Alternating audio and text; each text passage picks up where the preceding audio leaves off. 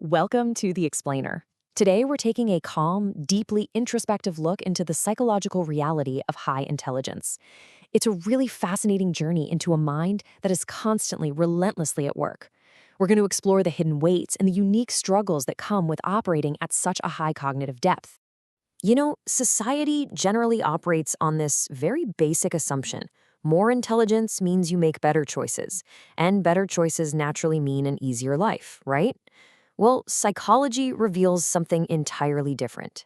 The truth is, high intelligence doesn't remove your struggles, it just changes their shape. A lot of highly intelligent people feel mentally overwhelmed or totally disconnected, even when everything looks absolutely perfectly fine from the outside. And it's not because something is broken. It's simply because their brains process reality in a fundamentally different way. Let's start with Chapter 1, The Internal Burden, Exploring a Mind That Never Rests. So, let's dive into this stark contrast. With average processing, the brain generally just stops analyzing when a task is completed. You finish, you move on. But with high intelligence processing, the mind replays conversations long after they end. It endlessly questions decisions after they're made, and it just keeps moving, even during rest. The crucial point here is that this constant mental hum is almost always mislabeled by society as anxiety. But actually, scratch that. It's not anxiety. By default, this is just raw cognitive depth. The brain is literally built for continuous processing. But, as you can imagine, struggling to ever switch off leads to heavy mental exhaustion and sleep problems. You aren't weak. Your mind is just working overtime. And because intelligent minds process information so rapidly, things that are just too easy cause the brain to actually stop releasing stimulation chemicals like dopamine. Routine, repetitive tasks literally feel mentally painful. You just lose interest so fast. Now, often this rapid boredom gets completely misunderstood by teachers or bosses as laziness or a lack of discipline. But the psychological reality is incredibly simple. Without complexity, challenge, and novelty, your motivation just completely disappears. This rapid processing naturally builds into a very specific kind of perfectionism. We usually think of perfectionism as, arrogance or just being overly fussy, but psychologically, it's rooted in clarity. High intelligence is deeply linked with strong self-monitoring. You possess this almost painful ability to clearly imagine the absolute ideal outcome. Because you can see exactly what is possible, anything less, average results, imperfect execution, feels deeply uncomfortable. So you might delay taking action, not because you're terrified of failing, but because the gap between your brilliant, ideal vision and the messy reality is just so glaring. Which brings us to Chapter 2, the social friction, and the actual cost of all this depth. This intense internal wiring creates some profound friction with the external world through a concept known as cognitive distancing. Highly intelligent individuals often intellectualize their feelings. Instead of expressing pain, they explain it. They use pure logic to manage emotional experiences. Now, this is a brilliant defense mechanism to protect against being totally overwhelmed, but it has a massive cost. It can unintentionally block emotional intimacy, making people feel like you're emotionally distant, even when you actually care deeply. Your mind totally understands the emotion, but your heart really struggles to just let it out. And this leads us to a crucial realization. Isolation is cognitive, not social. Because intelligence heavily dictates your interests, your values, and your need for conversational depth, you likely don't enjoy small talk. It just lacks meaning. When you crave deep, stimulating connections and those are missing, loneliness sets in fast. It's entirely possible to be standing in a crowded room, surrounded by friends, and feel profoundly lonely. It's not that you dislike people. You are simply starving for mental resonance. That friction definitely extends to how you speak, too. Average communication is pretty linear, standard pace. But high cognitive ability means your thinking is multi-layered and incredibly rapid. Your ideas often feel way too complex to explain quickly. As a result, your points get oversimplified by others, or your intentions get completely misunderstood.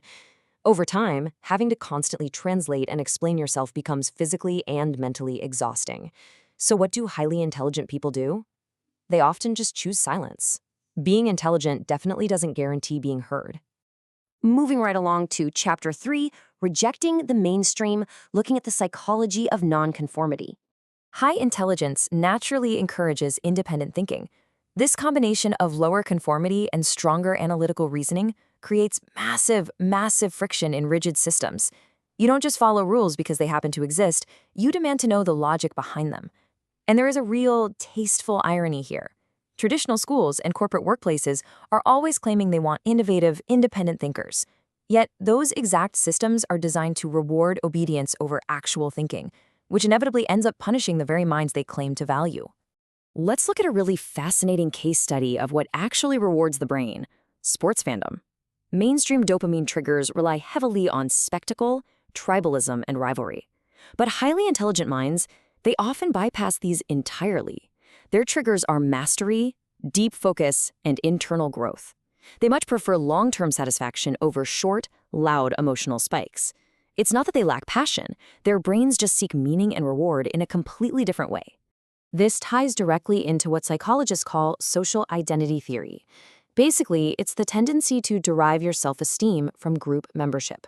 Most people use teams or group loyalties to feel a sense of belonging and pride. Independent thinkers, however, have very low social identity dependence. They find their validation internally, through their own personal values or skills, rather than through putting on a team jersey or cheering with a massive crowd. They simply don't need the group to tell them who they are. So this brings us to a concept we call emotional efficiency. These individuals deeply value personal agency. They actively reject investing emotion into things they literally cannot control, like the outcome of a football game.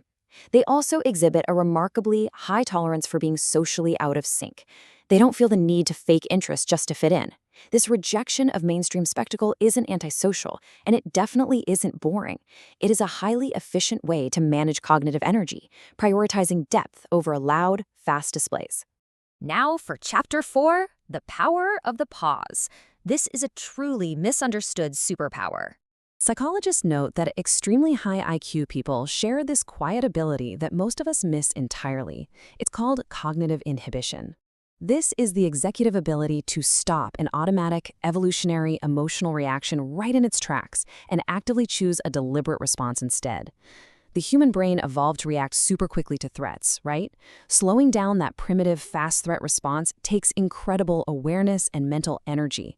Highly intelligent people manage to create a mental gap between the emotion and the action. Let's walk step by step through these micro moments of executive control. Step 1, the emotion or the threat occurs. Step 2, they activate that mental gap, essentially zooming out to evaluate the consequences. And step 3, they execute a deliberate, calculated response. When they're insulted, they don't instantly rush to defend their ego.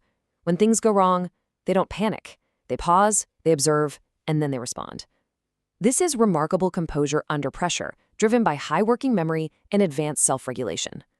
But society gets this completely wrong. Society perceives this pause, this calmness, as coldness, emotional distance, or sometimes even weakness. People just assume that if you aren't reacting loudly, you must not care. But the psychological reality is the exact opposite. Taking that pause requires intense cognitive strength, deep confidence, and elite emotional regulation. Real intelligence isn't loud, it's profoundly controlled. And that brings us to our final section, Chapter 5, Navigating Life Without a Script, where we talk about embracing the weight of all this cognitive depth.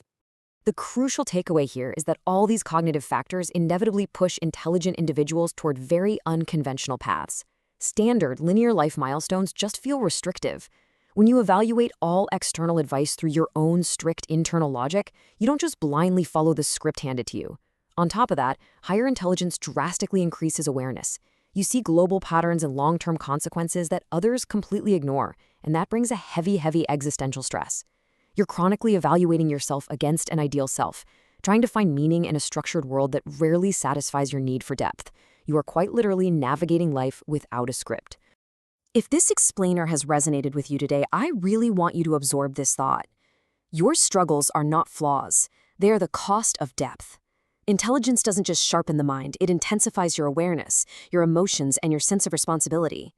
The overthinking, the isolation, the profound friction you feel with traditional systems, these are not signs that you are broken in any way. They're simply the necessary price of admission for operating a brilliant, continuously processing mind.